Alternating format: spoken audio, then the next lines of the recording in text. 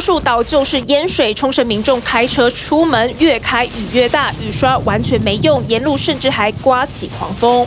ゴーッと音を立て、吹きつける強風に煽られ、標識や街路樹がしなるように大きく揺れています。红绿灯号志上下摇晃，停在路边的机车东倒西歪，台风卡努缓慢移动，外围环流持续笼罩冲绳。Kanun, this is the storm that is now just to the south of Okinawa.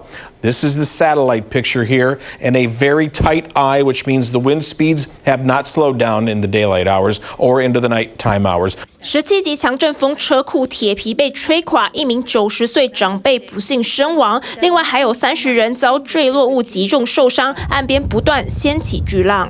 石垣島と周辺離島を結ぶフェリーは今日と明日すべての便が欠航で、ターミナルの出入り口はシャッターが固く閉ざされ、朝から閑散としていました。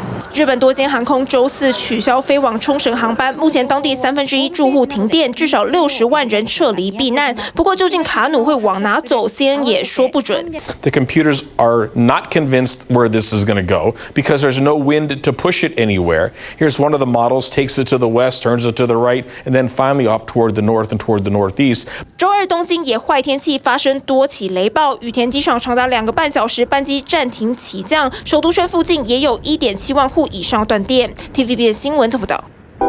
想看最完整的新闻内容，记得下载 TVBS 新闻网 APP。